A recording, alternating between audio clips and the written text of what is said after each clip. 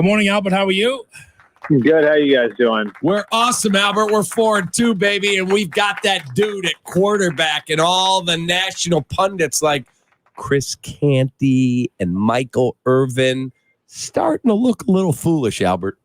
Damn. Well, I think I would argue that it's always foolish to be issuing sweeping referendums on a rookie quarterback's play in September of his first year. That's just my feeling on it.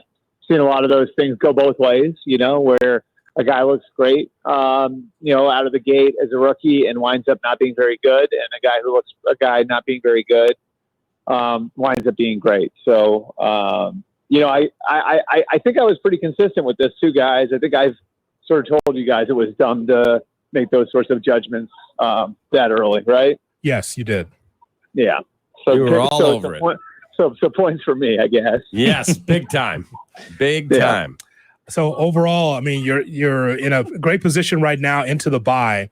What are your thoughts on the way the Bears have played? Because the next game is the Commanders, and everyone's waiting for Jayden Daniels against Caleb Williams.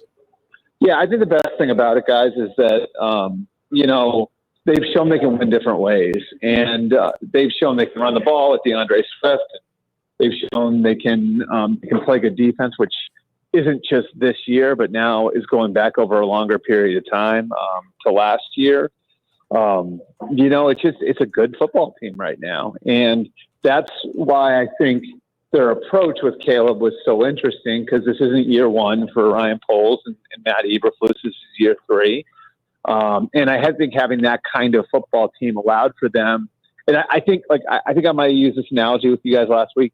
I almost view what they've done as like Peyton Manning with the Colts in 1998. And that doesn't mean he's going to be Peyton Manning, but I think the approach has been similar to the approach the Colts took with Peyton Manning, where, Indy back then, Jim Mora, Bill Polian, Bruce Arians, those guys took that approach with Peyton, where this guy is a confident enough kid who's had enough success that he's going to be able to take his lumps, and he's going to learn more by us just letting him go out there and play, right? And I think that was the approach with Caleb. It was, if he throws three interceptions in a game, it's not going to wreck him mentally, and it's going to, and in all likelihood, it'll wind up being good for him in the long run. We've seen the training wheels approach, we've seen the meet him halfway approach, where you're putting in college concepts. I think that's part of what they're doing with Jayden Daniels in Washington.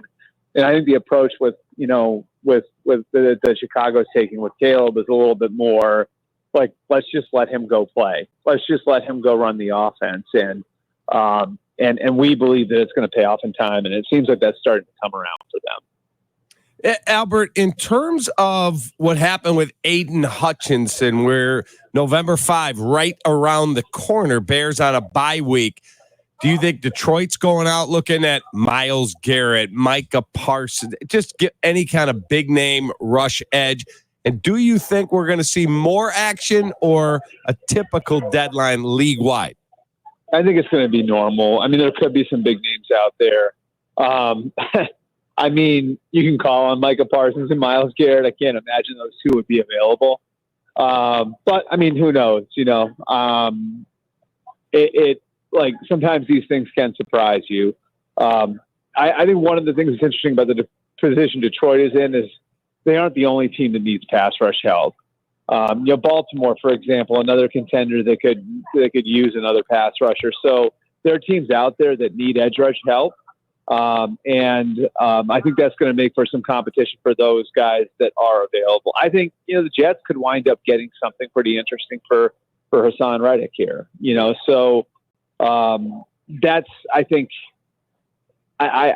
like where the pass rush market goes, I think is going to be driven by there being a lot of demand and a lot of suitors out there for top guys.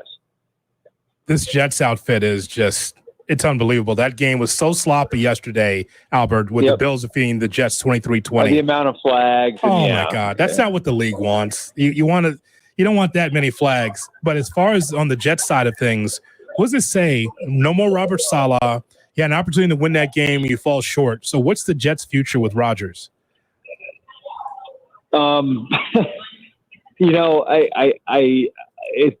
I think that the best way to put it is there's a lot going on there right now. It's a really, I guess, weird situation is the best way to put it, right? Like where you've got an interim coach, you got the Hassan Reddick situation, you've got the Devontae Adams thing hanging over them. They're trying to fix a lot of things at once, and they just changed leadership. And presumably they just changed leadership based on the whims of the owner, where I don't think anybody in that locker room had stopped playing for Robert Saleh. I don't think anybody in that staff was disillusioned with the direction of the team. It was just the owner making a unilateral decision because he didn't like where the team was, playing over a 2-week period. So where does this go from here? I think the challenge in front of Jeff Ulbrich, who is qualified, is a big one, and I think this is always the downside of doing what you did when you did it was, all right, so you're coming out of the game in London, you're 2-3, you're still in it. You've got a game for first place in the division on Monday night. If you lose that game, what lever do you have left to pull? And I think that's sort of where the Jets are now. And that's why I wouldn't be surprised if an Adams trade does wind up happening here pretty soon. In terms of the owners' meetings that you're at, any big news expected out of these or just ho-hum? Well, I mean, I think, Tom Brady's going to be pushed through as a part owner of the Raiders.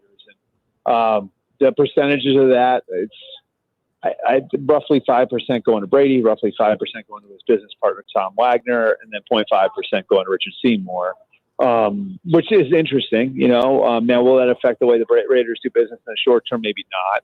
But I certainly could see Brady becoming more involved on the business side or on the football side for them. So that's one thing. And I think there will be some talk about about kickoff and what's happened there. And I'm missing one that just because there's a lot going on right now. God, what am I missing? There's one that is there expansion talk? No, there's not expansion talk. There was something that I'm just not thinking of right now because I'm brain dead after traveling yesterday. But I think the Brady thing will be the big box topic that everybody's looking at coming into this meeting. Albert, as always, we appreciate the time. All right, thanks, guys. See you.